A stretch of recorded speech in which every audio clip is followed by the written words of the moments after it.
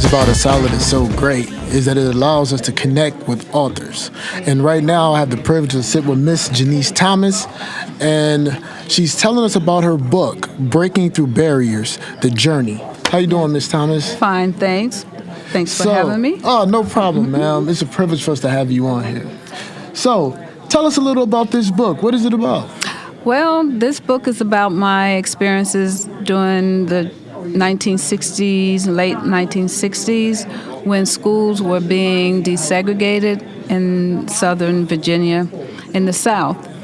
I grew up in a town that's called now Suffolk, Virginia, which is not that far from Norfolk, but at that time, busing was being mandated and schools were forced to be desegregated, which meant that this was going to impact the African-American black neighborhoods because they were going to close all of the black high schools and bus all of the children, students, to the predominantly white schools. So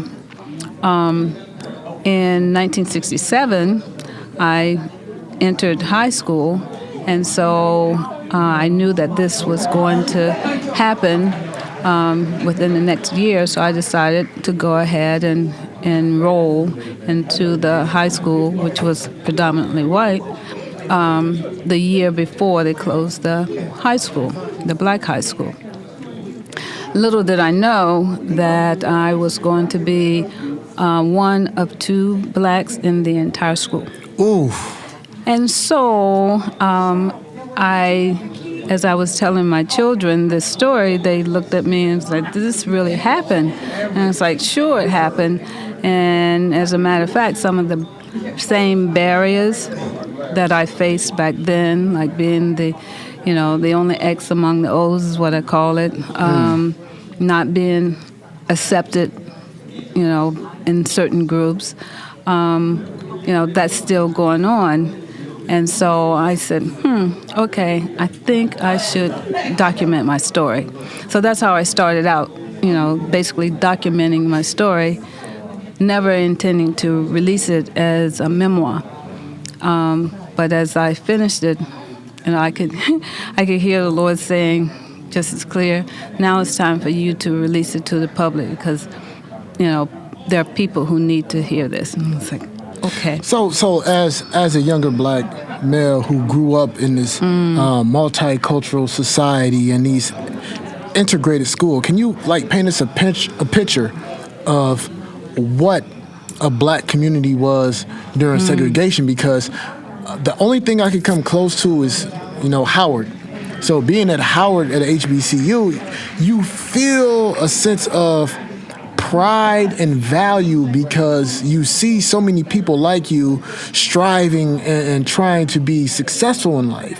And from various texts, I've read the negative aspect about segregation, but then I hear from different elders that would say, well, we had an electrician living down the street, we had Mr. So-and-so who was our teacher living down the street, and we had the principal that lived around the corner, and that you may come from a single-family home, but you could see success within your community. Right, and that's exactly how it was. Our community, black community, was, very self-sustaining. As you said, there were electricians, there were auto mechanics, any occupation or any help that you needed, we found within our own community. And so we felt as though, we were okay. Why integrate? And so there was a lot of fear that our community would lose that once we integrated. Wow, see now, ma'am, please forgive me for stopping you, but this is something that we never hear.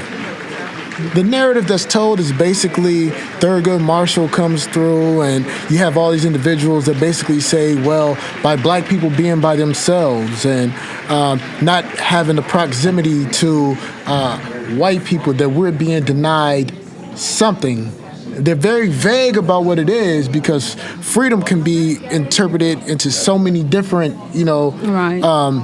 things, but there's no tangible reason of why we had to. There was a program when I first came to Howard with an elder couple from Maryland, and they said that we weren't fighting for our black kids to go to school with white kids. We were fighting to get the equal money that came. That's right. That That's the white right. schools got. And we were fighting to get the equal quality of education. We didn't necessarily need to mingle, so to speak. Wow. And so that's why there was such a divide, even when the schools were integrated. When I first started, I think it was my second year.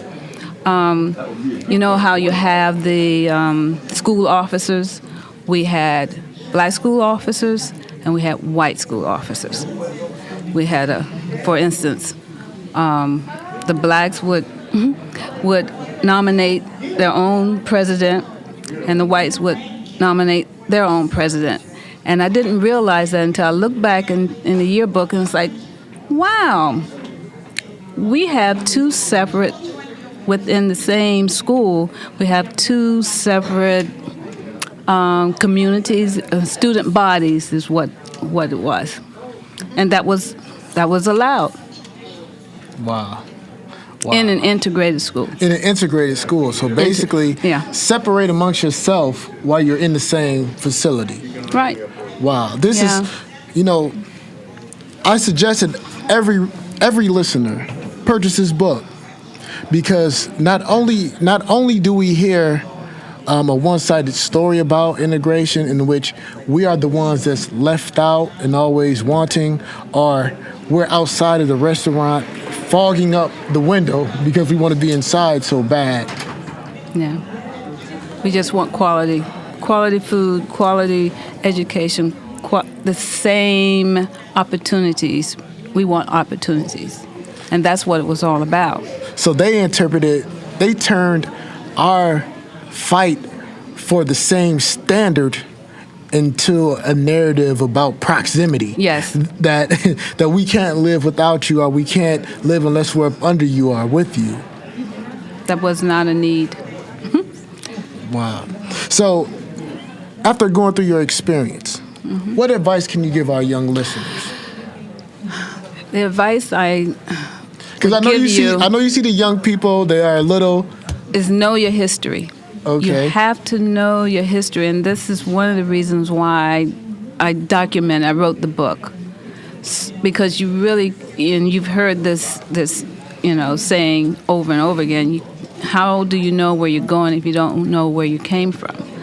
And so my children came up in a very diverse community, but I made sure that they realize, especially I have boys, especially the black males. Yes, you can have diverse friends, but remember, when you're out in society, when people look into that circle, you are not blended in. You are still a black man. And there are certain things that come along with that stigma that society has placed upon you. Not saying that, that's something that you need to fear, but you need to be aware that. So that is the piece of advice that I give to all of our upcoming youth. Have an awareness of what's going on and what has happened around you. I don't like to get into politics, but it is very important now that we have an awareness. We know what certain code words mean. Yes, ma'am. So that is the strongest advice that I can give you. And before you leave, can you tell us some of the things that we lost in response to integration? I went to see Black Panther last weekend, and I went with a group of friends, And we had a discussion after. And we were asked to describe in one word, how we felt after watching the movie. And each one of us said proud. And so I think that is what, I won't say we have lost, but we're beginning to lose the proudness, the pride that, comes along with, being a survivor as a black individual in this society. So I would say, continue to strive for remaining proud, staying true to who you are. You don't have to blend in and become, some other individual that's not really someone that you want to strive to be. And so, the blending is not necessary anymore. Yes, ma'am. Well, thank you very much, Ms. Thomas. I greatly appreciate you sitting down with us. And well, again, thanks for having me. I stress, purchase the book. Can this be bought on Amazon? It can be bought on Amazon, Barnes & Noble. There's also a Kindle version. Okay. Yeah. And you can purchase it here. And we can purchase it here. I plan to come over there after my interviews and get my copy. Okay. So my name is spelled Anton. Okay. So you can have Antoine. Anton.